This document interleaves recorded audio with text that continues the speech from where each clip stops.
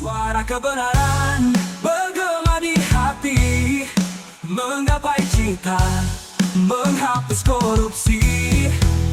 Dengan ilmu dan kasih kita melangkah, bersama memajukan bangsa yang kita cinta. Bersama Adovi, bersama kita melangkah. Prof. Romli, pemandu kebenaran sejati. Suara kita takkan pernah padam. Bersama Rom, suara kebenaran. Halo pemirsa, jumpa lagi di ADR TV. Saya Brigita Manohara yang saat ini bersama dengan Anda dalam program unggulan dari ADR TV, yakni Suara Kebenaran yang menyuarakan kebenaran di berbagai fenomena hukum yang terjadi di Indonesia. Dan seperti biasa, saya tidak sendiri karena saya akan selalu ditemani oleh narasumber tetap kita yang merupakan pakar hukum yang Anda semua pasti juga sudah kenal. Saya langsung saja sapa Prof. Romli Atmasasmita. Prof. Romli, apa kabar? Baik. Seperti kita tahu, beliau adalah guru besar dari hukum pidana. Nah, berikutnya di sebelah saya ini ada narasumber yang juga tidak kalah luar biasa. Saya langsung saja sapa, ada Profesor Dr. Nindyo Pramono SHMS yang merupakan pakar hukum bisnis UGM. Prof. Nindyo, apa kabar? Baik. Sehat ya, Prof? Amin. Harus Sehat. Harus Ya. sehat. Dan di episode kali ini cukup menarik pemirsa ADR TV, sahabat kebenaran semuanya dimanapun Anda berada, karena di episode kali ini kita mau mengulik lebih jauh lagi berkenaan dengan masalah hukum era Prabowo. Seperti kita ketahui, Presiden Prabowo ketika pertama kali dilantik bukan hanya korupsi, tetapi ada beberapa poin yang di-highlight oleh beliau untuk dapat dituntaskan bersama. Tapi kita coba telaah satu-satu, bukan hanya dari sisi pidananya tetapi juga dari sisi ekonominya, yang tentu saja mudah-mudahan suara kebenaran dari beliau berdua ini bisa menjadi masukan bagi pemerintahan Prabowo. Kita ke Prof. Romli dulu. Prof, Baik. kalau bicara tentang permasalahan hukum kan keras Pak Prabowo sampaikan soal korupsi, tetapi ada juga yang lainnya yang menjadi catatan tentu dari Prof. Romli, karena apa yang terjadi saat ini juga merupakan hasil periode sebelumnya, begitu ya Prof ya, dan tentu juga dengan kondisi geopolitik yang mempengaruhi dari keberadaan bangsa kita. Nah, saya ke Prof. Romli, gimana kalau Prof. Romli menelaah, mengidentifikasi permasalahan-permasalahan itu? Ya, baik. Jadi era reformasi sebagai titik tolak kita berangkat ya, yang kita menganggap ini satu perubahan disebut reformasi. Ya. Reformasi ketika itu terbagi dalam reformasi bidang hukum, ya, ekonomi dan politik yang saya tahu. Sehingga kita dan juga kita lihat ada dengan reformasi tersebut kita melihat lahirlah berbagai produk perundang-undangan. Tapi yang lebih penting lagi ternyata ketika kita menyusun reformasi hukum tersebut, kita menghadapi suatu keadaan di mana kita memasuki yang namanya era globalisasi. Globalisasi yang paling besar adalah pengaruhnya globalisasi bidang ekonomi. Ya. Tapi di sisi lain kita lihat bahwa kita sedang melakukan perubahan-perubahan dari ekonomi masa-masa dulu menjadi mengikuti arus ekonomi yang sekarang yang lebih banyak dipengaruhi oleh sistem common law. Sedangkan kita tidak.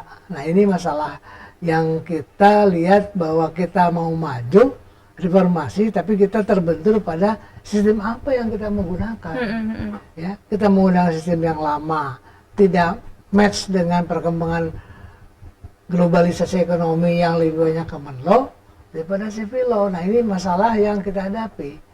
Dan nampaknya dari kondisi seperti itu yang kita tidak sadari, kebanyakan para ahli hukum tidak sadari, bahwa kita mengalami satu keadaan yang disebut trial and error.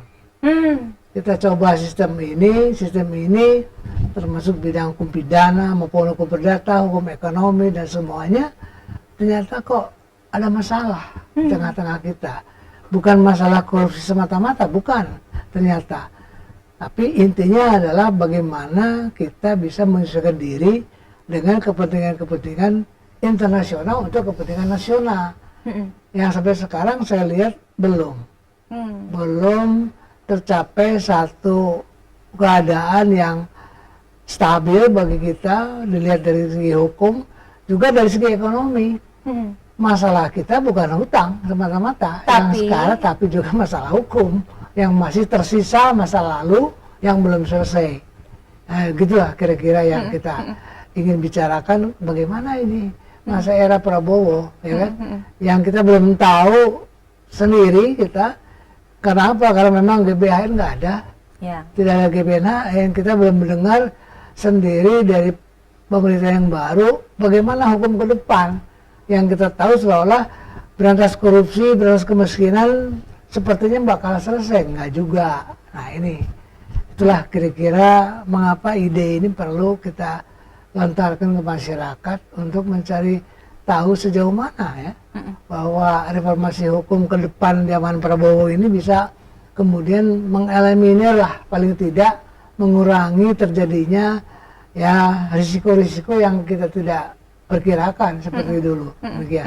Jadi itu gambarannya bagaimana kemudian Prof. Romli mencoba menggambarkan tema kita ini bahwa ada perubahan-perubahan termasuk juga tadi reformasi hukum dan lain-lain, tapi kaitannya dengan ekonomi. Ini yang banyak orang kemudian terus membicarakan karena Prabowo ini kan harapannya 8% ya Prof. Itu kalau kita bicara 8% itu bukan hal yang mudah, tapi butuh perjuangan di tengah kondisi yang saat ini dalam tanda petik belum baik-baik saja. Nah, kalau dari Prof. Nindyo berkenaan dengan fenomena-fenomena ekonomi, khususnya di hukum bisnis nih Prof, poin-poin yang berhasil teridentifikasi oleh Prof. Nindyo, ini apa saja kira-kira Prof? Iya, kalau dari saya dari segi hukum bisnis, satu yang sudah dicapai dari era yang lalu, itu menurut saya itu kemajuan, tetapi di beberapa teman pemerhati di bidang lain, ya di luar hukum bisnis, ya berpendapat berbeda. Yaitu apa? Hasil dari Undang-Undang Cipta Kerja. Undang-Undang Cipta Kerja dengan metode omnibus law itu menurut saya dari hukum bisnis memang satu terobosan besar. Ya memang seperti tadi Prof. Romli mengatakan itu pengaruh dari tradisi common law, ya dengan omnibus law itu. Ya saya bisa menjelaskan bahwa kebetulan saya ikut di dalamnya. Saya menjadi tim juga di bawah apa koordinatornya Prof. Romli juga. Bayangkan dari 78 undang-undang produk lama yang mayoritas masih banyak produk peninggalan Belanda, itu kalau kita kerjakan satu persatu untuk kita perbaiki, itu butuh waktu sekitar 17 tahun. Kita bisa bayangkan itu, 17 tahun baru menyelesaikan 78 undang-undang, sementara perkembangan di bidang hukum, khususnya hukum bisnis, perkembangan investasi, perdagangan global, pengaruh-pengaruh dari tradisi hukum common law yang mengikuti perkembangan global, yang mengikuti perkembangan perdagangan, kontrak dan lain sebagainya, kita bisa keteteran kalau kita tidak melakukan terobosan. Maka dari sisi saya itu satu langkah bagus. Namun apa? Masih banyak PR, peraturan pelaksanaan yang harus diturunkan sampai ke tingkat bawah. Itu yang sampai sekarang belum selesai, dan ini akan menjadi tantangan dalam era ke depan, eranya pemerintahannya Pak Prabowo. Yang satu lagi adalah omnibus law di bidang sektor jasa keuangan. Ya, keluarnya Undang-Undang Nomor 4 Tahun 2023 tentang penguatan dan pengembangan sektor jasa keuangan, itu satu terobosan tersendiri, khusus di bidang ekonomi, khusus di bidang keuangan, ya, perbankan, asuransi, pasar modal, dijadikan satu, dilakukan terobosan untuk disatukan menghadapi era global. Itu juga salah satu produk menurut saya, produk yang ke masa kemarin, ya, produk hasil yang bagus, yang tantangan ke depan dari eranya Pak Prabowo. Saya sependapat Prof. Romli tadi, kita belum tahu apa langkah yang akan ditempuh oleh eranya Prabowo. Nah, kaitannya dengan perkembangan global, catatan saya masih banyak persoalan yang berkaitan dengan perizinan. Berkaitan dengan perkembangan produk-produk global, ya, produk-produk global dan aturan-aturan global. Seperti contoh di pasar modal itu di kemarin persoalan Gojek dan Tokopedia yang kemudian dia merger, ya dia mau melakukan IPO, ya IPO, tetapi dia butuh apa? Dia butuh si ownersnya dari GoTo itu mendapatkan saham yang mayoritas. Sekalipun kecil sahamnya, tetapi dia harus mendapatkan hak voting rights. Seperti kalau di BUMN saham plat merah, saham diwarna. Kenapa itu dibutuhkan? Karena apa? Karena itu milik dia. Itu berasal dari kreasi dia. Seperti Gojek sama Tokopedia itu kan berasal dari kreasi seseorang yang dilindungi oleh hak cipta, tetapi bisa dipakai untuk meng-create bisnis yang luar biasa, memberi kesempatan banyak orang. Sekarang saya mau go public, mau jual kepada publik, tetapi saya butuh voting rights untuk itu, karena untuk menyelamatkan tadi yang menjadi bagian dari hak cipta saya tidak rela kalau nanti itu perkembangan dari bisnis saya dikelola orang yang mungkin tidak bertanggung jawab, dalam arti kalau saya komitmennya adalah pengembangan untuk kepentingan negara dan bangsa, nanti dia tidak memikirkan itu, saya tidak mau. Nah, itu juga perlu mendapatkan aturan yang jelas. Undang-undang pasar modal belum mengatur hal itu. Tapi sudah ada ini belum, Prof? Ibarat kata ini kan ada identifikasi, itu perlu segera dituntaskan. Ada Tapi sudahkah? Kebijakan, tapi levelnya baru peraturan OJK. Wah, berarti tidak mengikat dong, Prof? Belum. Harusnya diperkuat. Peraturan OJK itu kepada pelaku bursa mengikat, tetapi kan belum pada level undang-undang. Mestinya itu ditingkatkan Mestinya posisinya ditingkatkan, supaya bisa lebih kuat begitu ya, Prof ya. Artinya apa? Undang-undang pasar modal memang perlu ditinjau ulang.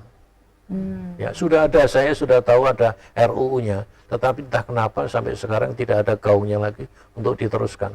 Termasuk undang-undang PT yang di era lama, di eranya lama itu saya di tim 16 waktu Prof Romli Dirjen Kumdam. Udah lama banget dong, Prof. Lama sekali itu. Tim 16 itu 16 pakar hukum ekonomi membantu Kementerian Hukum dan HAM waktu itu reformasi di bidang peraturan perundang-undangan, di bidang ekonomi yang merupakan peninggalan masa lalu. Direformasi, diperbaiki. Ya, satu diantaranya Undang-Undang PT. Keluarlah Undang-Undang Nomor 1 Tahun 95, diperbaiki Undang-Undang Nomor 40 Tahun 2007.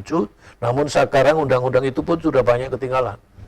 Oke, jadi harus segera itu ya, Prof ya? Harus segera. Harus segera. Nah, mudah-mudahan ini juga didengarkan. Tapi kalau dari dua hal itu tadi, Prof, yang menarik adalah soal perizinan ya, Prof ya. Sebenarnya terobosan yang dilakukan oleh pemerintah ini kan sudah sangat baik, begitu ya, Prof. Betul. Usahanya. Lewat PP Nomor 5 Tahun 2021 tentang online single submission. Ya, ini kan sudah bagus ya, Prof. Konon kabarnya diklaimnya pun juga membantu. Tapi apakah secara realisasi dari catatan Prof Nindyo, urusan perizinan itu sudah sebaik yang digaungkan, sudah sebaik yang disampaikan, ataukah justru sebenarnya perlu perbaikan supaya lebih baik lagi, Prof? Wah iya, kalau bicara ke depan tentang persoalan yang berkaitan dengan hukum bisnis, catatan saya barangkali sama dengan catatan teman-teman dari pemerhati hukum pidana. Apa? Yaitu soal integritas dalam kaitannya dengan penegakan hukum. Pada level PP nomor 5 tahun 2021, online single submission ini sebenarnya tujuannya adalah untuk memberikan kemudahan dalam rangka investasi. Tujuannya investasi. Kemudian di bidang apa? Kemudian di bidang perizinan. Ya, kalau mau bicara itu tanyakan kepada para pelaku bisnis. Pelaku bisnis itu bahasanya begini. Loh, saya itu diminta tertib, siap kok Panindyo. Silakan. Sudah saya submit semua persyaratan-persyaratan yang dibutuhkan sesuai dengan form yang diberikan kepada kami, sesuai dengan persyaratan yang diberikan kepada kami untuk kami submit. Tapi begitu kami submit, tetap kalau nggak datang saya, nggak selesai. Kan nggak fair kalau seperti itu. Coba bayangkan, saya sendiri mengalami di daerah ini. Ini persoalan mindset dan persoalan sikap mental dari sementara dari oknum masyarakat kita atau oknum dari pegawai di bidang perizinan yang harus mau merubah mindset. Dimulai dari mana? Saya selalu katakan, nggak usah nyalahkan orang lain. Mari dimulai dari setiap kita. Kita introspeksi diri, apakah kita sudah bisa sekecil apapun kita bersikap mengedepankan integritas. Apa integritas itu? Integritas itu yang tampil keluar adalah kejujuran, ketaatan perilaku, kesesuaian antara ucapan dengan tindakan. Ya, itulah integritas. Nah, kalau sekarang sudah diberikan kemudahan untuk persoalan semua disubmit lewat online, begitu selesai disubmit lewat online persyaratan-persyaratan, masih dikembalikan lagi, balik lagi, kembalikan lagi. Padahal dalam kaitannya dengan itu mungkin akan bersinggungan dengan instansi lain. Ada beberapa daerah yang itu urusan kami, urusan pemerintah. Kalau bersinggungan dengan persoalan tanah, bersinggungan dengan Badan Pertanahan Nasional, yang menghubungi Badan Pertanahan Nasional ya di dalam sistem itu, bukan orangnya sendiri yang suruh datang ke sana. Oh, tapi fenomena itu masih ada ya? Itu terjadi di dalam praktek. Saya mengalami sendiri. Ya itu, ada yang sudah diselesaikan sendiri oleh instansi, tapi ada yang masyarakatnya masih kemana kemari dan seterusnya. Nah, artinya apa? Artinya dibutuhkan perubahan mindset dari SDM kita, dari pelayan masyarakat, untuk mempunyai integritas yang baik. Tapi juga ada yang belakangan ini dan terus diteruskan ya Prof ya, berkenaan tentang proses hilirisasi ini baik Prof. Tetapi ternyata kan kalau kita lihat bagaimana kemudian gugatan dari internasional berkenaan dengan dilarangnya ekspor raw material itu. Nah, ini kalau Prof melihat, sebelum saya ke Prof Romli ini ya, ini kita telah dulu satu-satu di sini. Itu bagaimana Prof Nindyo kalau dari catatan Prof Nindyo? Kalau saya ya mengacu kepada Undang-Undang Dasar, jelas kok pasal 33 ayat yang keempat amandemen yang terbaru itu kan bahwa sumber kekayaan alam itu dikelola oleh negara untuk sebesar-besar kemakmuran rakyat. Jadi saya kira kalau saya boleh mengatakan bahkan terlambat itu. Harusnya dari dulu sebelum kita kehilangan gunung. Ya, teori investasi itu ada dua Mbak Bridget. Ya, yang satu adalah teori siklus produk, dikembangkan oleh Raymond Vernon. Yang satu lagi teori integrasi vertikal, Kindleberger yang mengembangkan dari Jerman. Dari kedua teori itu singkat cerita, tidak ada satupun investasi yang tidak berorientasi profit. Jadi clear betul clear. Saya diundang ke Indonesia untuk masuk eksplorasi nikel. Kalau saya hitung-hitung tidak untung, tak mau saya. Ya, tapi untung boleh memang. Tetapi apa? Ada juga persyaratan lain, transfer skill, knowledge, and technology. Nah, untuk bisa transfer skill and knowledge and technology, itu kalau di eranya Pak Habibie, apa? Itu dalam tanda petik, teknologi itu harus dicuri. Kalau nggak dicuri itu yang bangsa ki dari ilmu teknologi yang dia miliki, nggak semuanya diberikan ke kita. Kalau semuanya diberikan ke kita kan dia nanti nggak ambil lagi. Kira-kira gitu. Itu kan bicara bisnis. Iya. Nah, makanya dalam dalam tanda petik ya istilahnya ya itu harus kita cari, kita curi. Nah, ada satu sisi yang tadi ada. Sisi lain yang tadi disampaikan Prof Romli, trial and error tapi dalam konteks positif. Oh, jadi sebenarnya trial and error itu bagus asal dampaknya jelas. Betul, arahnya. Jadi kita memang harus melakukan uji terus, tapi konteksnya dalam rangka bagaimana merebut teknologi itu. Supaya proses bisnisnya itu bisa kita kuasai seperti apa jalurnya agar tidak terus-menerus kita hanya pengguna begitu ya. Betul. Nah, ini kan perlu SDM yang tinggi kan. Nah, di sini perlu integritas tadi. Oh, tapi ini jadi masalah di pidana dong, Prof. Hukum pidana, Prof. Apakah demikian catatan Prof Romli? Kita ya, dari sudut bagaimana hidup masyarakat tertib ya, teratur, terlindungi, nyaman ya, itu ternyata nggak mudah. Regulasi ya, regulasi lengkap iya, tapi masalahnya bukan regulasinya, bagaimana regulasi diterapkan sesuai dengan maksud tujuan dari awal kan. Ternyata juga tidak ya. Itu satu hal. Hal yang lain yang kita lupa, kita ini ternyata di birokrasi ya, pengalaman saya juga ada semacam pemeo gini, kalau bisa dipersulit kenapa dipermudah. Nah, itu dia. Tapi ini Prof Nindyo ngerasain ya, OSS yang harusnya mudah tapi juga tetap susah. Pengalaman saya ya, sistem administrasi badan hukum masih ingat gak? Di kehakiman online sistem kan saya mulai gitu. Dengan harapan tidak ada lagi banyak meja, langsung sampai ke dirjen seminggu selesai, nggak mudah. Ternyata teman-teman yang di bawah itu merasa, loh kenapa dipercepat? Kenapa kalau bisa dipersulit kan lebih baik. Artinya masih ada harapan-harapan yang aneh-aneh tadi. Ya. Nah ini hampir di semua birokrasi. Ya.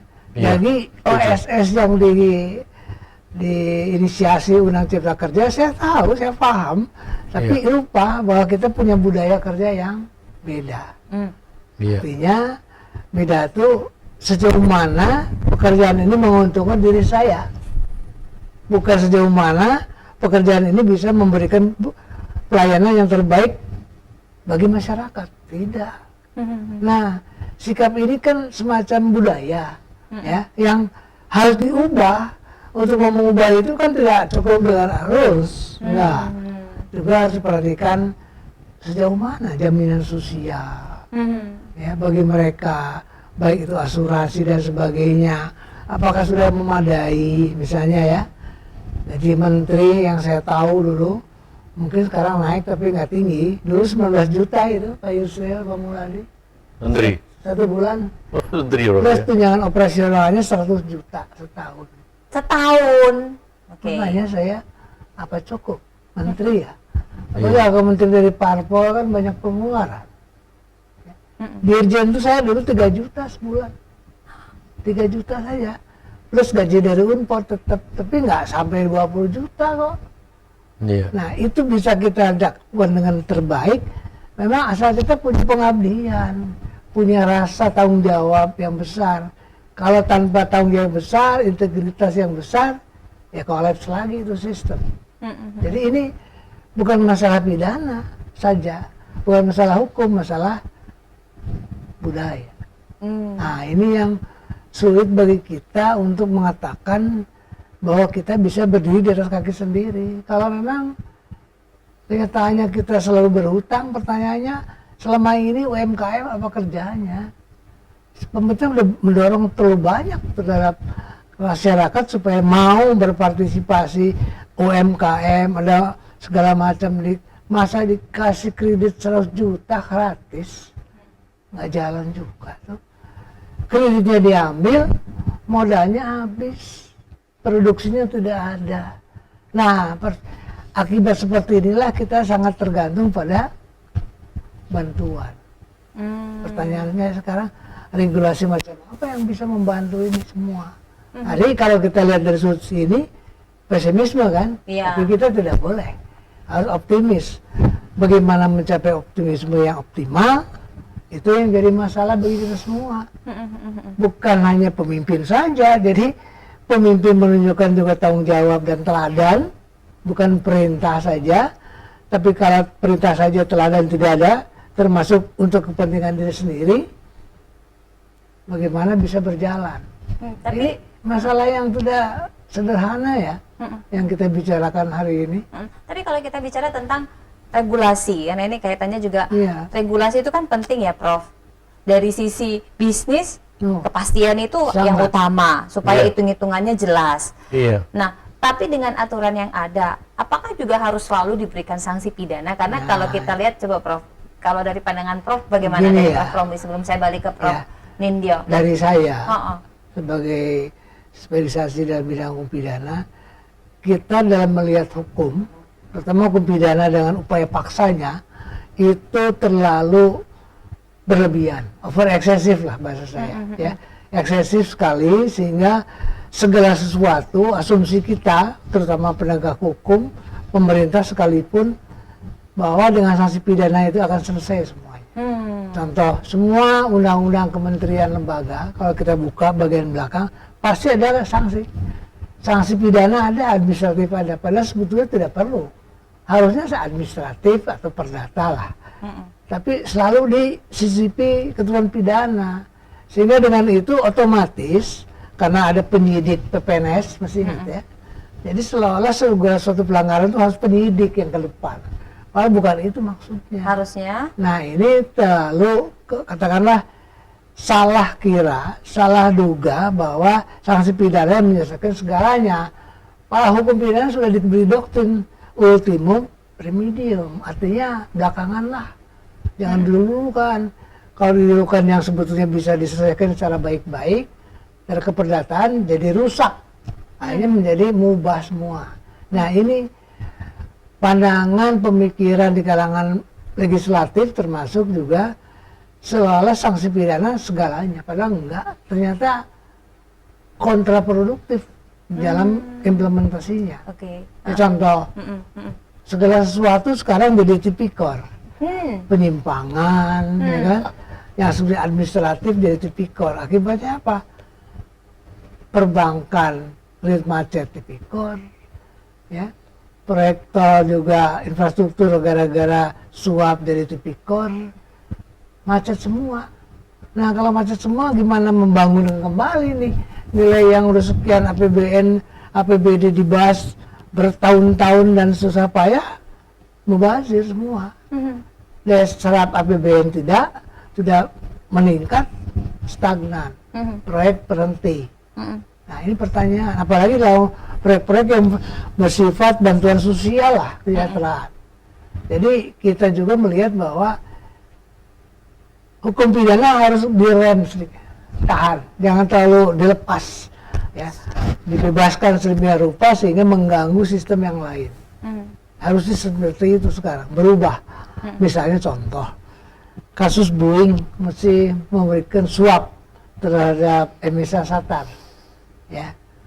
KPK kita kan menganggap itu suap, korupsi.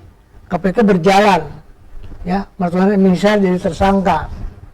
Lalu saya tanya KPK kenapa yang memberi suap tidak ditangkap? Ya sudah kami kami bantu, Attorney General minta bukti-bukti, sudah kami berikan, di sana sudah dipanggil direksinya, mengakui sudah memberikan sekian dolar kepada Dirut Garuda, mengakui tidak akan lagi berbuat, tapi kemudian dia diwajibkan membayar denda penalti atas kelalaian, ya, seperti itu, perusahaan tercela. Dan kalau dia mengakui kesalahan, membayar denda penalti, tidak akan berbuat lagi, perusahaannya kita proteksi, direksinya kita tidak tuntut pidana, selesai. Nah, pertanyaan saya, kenapa kita harus sampai ke penjara? Kenapa perusahaan kita sampai akhirnya harus bangkrut, tidak lagi bisa bangun gara-gara suap dan korupsi? Kenapa? Kenapa kita nggak bisa berbuat seperti itu? Jadi perusahaan tetap eksis, dia perusahaannya pemberi patuh pajak, devisa ekspornya juga masuk. Tapi kenapa hanya gara-gara suap atau korupsi kemudian harus bangkrut, harus disita habis? Jadi kalau dilihat dari situ, kayak sepertinya kita harus merubah pendekatan dari yang namanya normatif, ya, apa adanya kita beri sanksi. Kita harus melihat dari seluruh pendekatan yang lain, non hukum. Kita harus lihat dari pendekatan yang disebut economic analysis of law. Artinya jangan dilihat dari hukum itu hukum, tapi hukum harus dilihat apa sisi efisiensinya, manfaatnya, ada nggak keseimbangan. Jadi prinsip-prinsip ekonomi analisis itu kita gabung dengan prinsip-prinsip hukum yang biasa dibilang pasti, adil, dan manfaat. Coba kita lihat dalam keseimbangan, sehingga kita tidak selalu harus karena ada kesalahan langsung dihukum, langsung disita, tidak lagi. Gitu. Itulah yang dilakukan sekarang oleh Amerika, Inggris, bahkan Prancis, yang katanya hampir sama dengan kita sipil law, beda sekarang sudah berubah. Nah kalau kita mau berubah, ya, negara ini, politik hukum negara mau berubah, pasti kita harus berubah. Perundang-undangan dirubah total pastinya. Artinya dikedepankanlah restoratif justice. Iya, itu yang bukan sekarang lagi gaungkan. Justice, retributive justice. Sudah nggak zamannya. Ya udah nggak zaman. Nah ini kaitannya dengan bisnis juga berarti kan Prof Nindyo, bahwa kalau kita bicara economic analysis of law-nya, kita bicara tentang efektivitas bisnis, pidana ini kan sebenarnya dihindari ya Prof ya. Karena kebanyakan kalau kita lihat yang terakhir-terakhir ini banyak administratif penal law jatuhnya. Hal yang administrasi akhirnya jadi pidana, mengganggu bisnis, bahkan sulit berkembang akhirnya bisnisnya karena dikit-dikit pidana, dikit-dikit pidana. Kalau dari hukum bisnis seperti apa Prof? Ya, tadi menarik yang disampaikan Prof Romli itu. dari kacamata hukum bisnis itu sudah betul. Bahkan saya, pemerhati hukum bisnis dan teman-teman komunitas pemerhati hukum bisnis sama kok. Merujuknya juga ke teman-teman hukum pidana. Ya, di komunitasnya Prof. Romli selalu mengatakan bahwa pendekatan hukum pidana dalam konteks case bisnis itu seyogyanya dikedepankan prinsip ultimum remedium, bukan primum remedium. Itu sangat benar, sangat disetujui. Dan kadang-kala pelaksanaannya tidak konsisten. Seperti contoh tadi sampaikan Prof. Romli tentang kejahatan perbankan. Kalau kita bicara pelanggaran tentang undang-undang perbankan, itu sanksinya di dalam undang-undang perbankan sudah ada. Jelas. Sanksi pidana sama, dendanya tinggi. Pasar modal juga sama. Sanksi pidana sama dendanya udah cukup tinggi. Ya, konon bahkan kalau dalam teori hukum pidana, denda itu sebenarnya sudah nestapa. Tetapi sekarang kembali ke persoalan integritas tadi, Bridget. Ya, karena merasa bahwa ini sesuatu yang semua orang melakui, padahal kalau kita bicara integritas itu, kalau ada kanan kiri yang berlaku tidak benar, orang yang punya integritas dia tidak akan ikut. Tetapi sekarang yang terjadi kan tidak begitu. Nah, sehingga sepertinya masif. Tadi sampai ada persoalan budaya disampaikan Prof. Romli, sampai ada terminologi mosok korupsi budaya, nggak masuk akal loh, nggak benar sebenarnya. Tetapi sampai ada ungkapan seperti itu karena apa? Karena sepertinya orang sangat permisif. Kalau berkaitan dengan hukum bisnis, saya mau katakan, kalau kebetulan bank itu plat merah, istilah saya itu bank negara, ya, lalu tembakannya korupsi. Setiap ada kesalahan atau kelalaiannya, pokoknya sangat mudah, paling gampang lo korupsi lah, karena ada duit negara di dalamnya di situ. Tapi persoalannya sekarang terhadap persoalan kredit macet atau persoalan kaitannya dengan pengelolaan kredit, kalau itu menyangkut kredit dari bank yang ada unsur plat merahnya, bank negara, maka tembakannya korupsi. Kalau swasta enggak.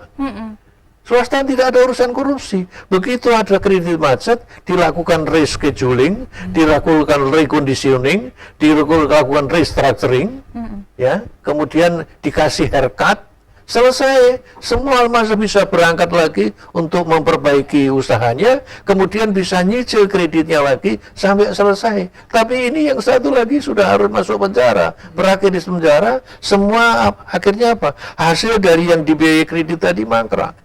Prof. Londi tadi mengatakan ke saya sebelum kita diskusi di sini, coba yang mangkrak itu berapa kerugiannya? Iya. Saya sangat memahami ini. Di hukum bisnis, maka tadi saya katakan, hukum bisnis sebenarnya pelaku bisnis itu Mbak Bridget, itu diajak tertib siap. Tetapi ini pendekatannya, kalau saya bilang, apakah ini tebang pilih atau pendekatan yang keliru? Ya, yang karena ada unsur negara, lalu pokoknya paling gampang korupsi. Nah, tapi kalau ini bukan unsur negara, swasta kan tidak ada urusannya dengan korupsi. Nah, swasta bisa langsung selesaikan dengan mekanisme bisnis. Nah, penyelesaian mekanisme bisnis ini rata-rata apa? Ya kalau bisa dikedepankan win-win solution, maka itu tujuan utama. Karena apa? Karena dengan diselesaikan win-win solution, bangunan relationship ke depan masih bisa diupayakan. Sehingga hubungan bisnis masih jalan, ya, kehidupan ekonomi kita ya bagus. Berarti kaitannya juga dengan investment ini, maka pandangan-pandangan business judgment rule itu yang selama ini harusnya itu hanya administratif, jangan kemudian dibawa ke penal law, begitu ya, Prof. Bisnis selesaikan secara bisnis, bahwa hitung-hitungan itu nanti ke depannya ada hal yang membuat dia rugi, tentu perlu ada telaah, begitu ya, Prof. Dan harus diselesaikan secara bisnis, begitu, Prof. Iya, jadi kalau mau dibuat jelas sebenarnya, Mbak Bridget, ya, itu contoh lah di Undang-Undang PT, ya. Direksi karena kesalahan atau kelalaiannya merugikan perseroan, dan bahkan kalau merugikan pun pihak ketiga, maka kepada direksi yang bersangkutan itu bisa dimintakan pertanggungjawaban sampai harta pribadi. Sampai harta pribadi. Jadi sebenarnya dalam ketentuan itu pun sudah ada proses pemiskinan. Makanya kalau mau katakanlah sampai dipinta pertanggungjawaban sampai ke harta pribadi, kan bisa dimiskinkan dia untuk memperbaiki recovery dari kerugian perseroan. Karena apa? Kerugian perseroan adalah dalam tanda petik milik banyak orang. Direksi diberi mandat untuk mengelola perseroan ini untuk kepentingan perseroan sesuai dengan maksud dan tujuan perseroan sebagaimana diamanatkan dalam anggaran dasar. Apa tujuan akhir kepentingan perseroan? Profit. Iya. Nah, profitnya diambil sendiri oleh dia. Dia bertanggung jawab sampai harta pribadi. Sebenarnya sudah dimiskinkan itu. Oh, jadi sebenarnya sudah ada ya, Prof? Nah, lalu yang terjadi, saya salah atau benar nggak tahu dari pendekatan hukum pidana nanti Prof. Lomdi yang bicara. Sampai apa? Ya sudah, pidanakan, dijalani pidana, tetapi kerugian tidak diperbaiki semuanya. Pidana, konon kabarnya sekarang pidana di tempat-tempat yang enak malah di penjaranya katanya malah tempatnya bukan pidana, kan jadi ironi kan? Ya, jadi sedih. Justru Itu kerugiannya dia. tidak kemudian tertutupi, tercover dengan baik, Iya. tetapi malah hal yang lain yang justru membuat ironi baru begitu ya, Prof. Justru ya. Itu dia. Prof. Ramli, ini kalau secara bisnis sebenarnya tidak baik, Iya. Prof. Ini catatan besar untuk kepemerintahan dari Iya. Presiden Prabowo Jadi tentunya. begini, harusnya ya kita pemerintah yang baru ini, ya terutama yang petinggi hukumnya itu memiliki pendekatan pandangan yang berbeda dengan yang lama. Perbedaannya kita melihat sesuatu perbuatan yang disebut pidana itu pertama tidak selalu harus dihukum, apalagi menyangkut kegiatan bisnis ya. Harusnya tidak begitu lagi lah, karena ternyata pengalaman kita berpuluh-puluh tahun menggunakan instrumen pidana ini bukan lebih baik, bahkan lebih menyulitkan lah ya, menghambat pertumbuhan ekonomi kita dengan lebih baik ya. Itu salah satu hal yang perlu dicermati. Dan yang kedua, hawa nafsu untuk menghukum itu dijauhi dengan cara semua sanksi-sanksi pidana yang ada di undang-undang yang sifatnya regulasi ya, administratif itu dijauhi, tidak lagi dipakai. Cukup dengan KUHP kan, cukup dengan undang-undang yang spesialis cukup. Jadi di sana dibuang saja, nggak perlu. Kalau di sana sudah bandel ya kan, dengan sanksi yang tadi administratif perdata bandel, barulah pidana yang ke depan dipakailah yang spesialis gitu. Sebetulnya kalau mau kita cermati pidana pasal 10 kan sedang pidana pokok ada pidana tambahan.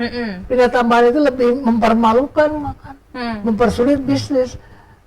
Haknya dicabut, diumumkan. Itu paling aib. Ya. Pengusaha besar diumumkan dia nunggak sekalian terbuka lah. Paling ditakuti daripada dia masuk penjara fisik. Kan? Harusnya begitu Nah, normalnya. itu yang mesti kedepankan. Nah, ternyata ya dengan undang KUHP yang baru nih, nomor 1 2023 yang berlaku tahun depan, pedoman pemidanaan ada, pedoman pemidanaan. Sampai ada 10 hal yang harus dijadikan pertimbangan hakim sebelum memutus. Termasuk antara lain pengakuan kesalahan, pemaafan dari korban, itu termasuk yang dipertimbangkan. Bahkan pidana tambahannya lebih memalukan, pidana kerja sosial. Jadi kalau ngomong Nanti ada konglomerat dan tiba-tiba kan masalah nyapu di jalan gitu ya. itu Betul. kan lebih berat. Artinya kenapa nggak itu dijalankan? Ya mudah-mudahan tahun depan 2026 itu yang dikedepankan, bukan penjara. Karena penjara penuh Iya, 200%. nanti makin beban lagi kalau penjara penuh, pemerintah Iya. juga yang bayarin makan. Iya. Berkapasitas Betul. 200%. Saya tanya Pak Yasona ngobrol 200%, Prof. Jadi kalau 200% Cipinang itu 5.000 penghuni, 200% berarti 10.000. Kalau 10.000 berarti anggaran kita nambah. Iya. Udah gitu sekarang yang harusnya untuk satu orang makan dibagi dua orang. Jadi misalnya tempe segini jadi tinggal seperempat atau setengah gitu. Akibatnya ya, apa? Nutrisinya jatuh turun. Iya. Belum lagi tidak manusiawi penempatannya kan. Ya itu. Jadi Iya. negara berhak menuntut, menghukum, tapi negara berkewajiban juga memberikan perlindungan yang layak, kemanusiaan yang layak. Tidak terjadi itu. Sadar nggak negara kita bahwa kita sudah menzolimi warga negara sendiri? Katakanlah dia pendosa, iyalah, tapi juga dia harus diperlakukan sebagai manusia. Tidak. Siapa yang kejam sebetulnya? Nah, ini siapa yang kejam sebenarnya? Dan kalau kita bicara kejam atau tidak kejam, sebenarnya pemerintah sudah berpikir bagaimana supaya bisnis bisa berjalan dengan baik, begitu kan, Prof ya? Iya. Tetapi kemudian menjadi dalam tanda petik kejam ketika upaya-upaya bisnis yang sudah ada justru malah dibuat sulit sendiri oleh pemerintah. Ya elah. Iya, betul. Begitu ya, Prof? Bisa jadi begitu. Dimungkinkan begitu. Iya, jadi ya memang kalau dibuat sulit mungkin tidak lah ya, tapi itu secara tidak langsung menyulitkan pemerintah sendiri Iya. menghadapi situasi seperti itu. Jadi kalau kita Iya. semua sadar, pemerintah sadar, politisi sadar di DPR itu bahwa yang lalu-lalu itu tidak memberikan hal yang lebih baik, kita berubah. Iya. Kalau nggak sekarang kapan? Kalau memang tidak mungkin lah hanya memberantas korupsi, memberantas kemiskinan, tapi tidak ada perubahan regulasi. Nah, ini mumpung regulasinya belum ada nih, Prof. Ya Iya. kan? Ini Iya. mumpung regulasinya belum ada, Betul. petunjuk teknis untuk PP Ciptakernya belum ada. Nah, Iya. kalau dari masukan Prof Nindyo, supaya nanti ke depan ini ada keinsafan bersama, supaya nanti produknya ini bisa dalam tanda petik membantu Iya, harus. bisnis, investasi supaya iklimnya semakin baik dan secara kenyamanan, keamanan warga pun juga semakin baik. Kalau masukan dari Prof Nindyo seperti Ya, apa? beberapa PP-nya sudah ada sebenarnya. Seperti tadi PP nomor 5 tahun 2021 itu sebenarnya kan pelaksanaan dari Undang-Undang nomor 11 tahun 2020 dulu. Undang-Undang Cipta Kerja yang kemudian dilakukan judicial review ke Mahkamah Konstitusi, lalu diputuskan inkonstitusional bersyarat itu, kemudian sekarang menjadi Undang-Undang nomor 6 tahun 2023 itu Undang-Undang Cipta Kerja. Itu PP-nya sebenarnya masih berlaku. Tapi karena adanya ini perubahan dari inkonstitusional bersyarat itu, ini PP-nya juga belum bisa dilaksanakan secara total. Ya, ini ke depan menurut saya, kalau saya boleh berpendapat, ya harus diberi contoh. Diberi contoh oleh si pelaku-pelaku kebijakan ini, yaitu apa? Abdi-abdi negara kita. Ya dimulai dari atas. Kalau Pak Prabowo memang berkomitmen, Pak Prabowo katakanlah ya sudah selesai dengan diri beliau sendiri. Beliau mengabdi selalu mengatakan bahwa kami mengabdi kepada kepentingan rakyat banyak. Kalau betul itu menjadi komitmen dari Pak Prabowo, sudah selesai dengan dirinya sendiri, nanti pada gilirannya, pada akhir masa jabatannya akan meninggalkan legacy yang sangat bagus, dipuja-puja oleh rakyat, ya harus memberikan contoh sampai kepada jajarannya, Nah, sampai ini kepada pembantunya. harus di-highlight Harus jajarannya. Ya, harus memberikan contoh tentang ya penegakan hukum, tentang bagaimana integritas diri, ya supaya kalau sudah diberi contoh masyarakat kita ini dengan budaya yang tadi disampaikan oleh Prof Romli, ya itu masih hormat kok dengan pimpinan-pimpinan, masih hormat dengan bupati, masih hormat dengan camat sampai lurah, ya tapi begitu berikan contoh yang bagus oleh mereka, rakyat akan kebanyakan akan bisa tuh. Nah sekarang ini kalau contohnya tidak baik, rakyatnya sangat permisif dengan contoh-contoh tidak baik. Aduh, sangat mudah Mbak Bridget. Ya dalam tanda petik mau diapakan. Termasuk urusan bisnis karena ini temennya ini, oh ya Nah, silakan. Oke, makanya tanda tangan betul. langsung izin. Ada yang dapat bisa aja. Kalau istilah saya dulu itu sampai ada yang sebelum ada jalan-jalan tol ini ya, mau Cikampek atau mau lewat jalan tol. Oh, Gitu. penuh liku-liku gitu. Nah, kalau Cikampek perlu liku-liku, kalau jalan tol terobos begitu saja. Nah ini kan sudah contoh seperti itu kan tidak baik. Kalau saya demikian. Jadi kalau dari segi bisnis, Prof Nindyo tadi sampaikan ya dari presiden serta jajarannya. Sekali lagi jajarannya. Itu Memberi saya contoh. ulang-ulang terus, Prof. Karena menteri-menteri Setuju. ini walaupun dari warna yang berbeda asal partainya, mereka adalah pembantu presiden yang dalam hal ini punya satu tujuan untuk Betul. memperbaiki negara. Begitu kan ya, Iya, Prof ya? iya. Kalau Prof Romli, Kalau saya ya, soal sanksi ternyata sekarang harus dinomorduakan lah. Ya. Karena apa? Sanksi itu tidak membuat jera juga, tidak membuat kepatuhan menjadi lebih tinggi, tidak. Ya. Karena implementasi sanksi itu dalam kenyataan membuat lebih mudah, dapat kemudahan. atau jangan-jangan sanksi ini jadi memunculkan sengketa baru seperti penembakan polisi yang terjadi beberapa waktu lalu. Iya, itulah. Jadi itu memprihatinkan kan. Perlu kita teliti lagi, ya artinya gini lah. harapan saya ya dengan berlakunya undang-undang baru, KUHP yang baru, kalau dibuka lagi pedoman pemidanaan, harapan saya optimis bahwa ke depan akan berubah sikap penegak hukum, termasuk hakim terutama, berubah dalam pandangan bahwa hakim tidak harus menghukum. Karena sudah ada itu di pasal 183 KUHP, hakim tidak boleh menjatuhkan hukuman kecualinya apa? 2 alat bukti dan keyakinan hakim. Nah, yang merusak dalam tanda petik ya, hal ini adalah keyakinan hakim diutamakan. Inilah sistem pembuktian yang negatif, yang menurut saya keliru dianut ini. Sudah sekian lama, buktinya banyak, sekarang hakim menentukan diri sendiri yang benar yang salah. Mau buktinya lengkap mau tidak, saya punya Seperti kewenangan. fenomena kemarin, yakin karena ada 920 miliar begitu ya Prof? Iya kan? Ya ini kan masalah besar. Iya. Selain sistem, selain perilaku, keadilan berdasarkan ketuhanan yang Maha Esa, hakim. Sehingga hakim merasa saya menentukan kesalahan, saya menentukan yang salah yang betul. Nah, repotnya kita, sistem pembuktian kita negatif dari zaman Belanda. Sedangkan sistem pembuktian positif dianut oleh common law. Hakim itu hanya tok palu saja. Sekian masuk udah. Yang menentukan siapa? Sistem juri kan.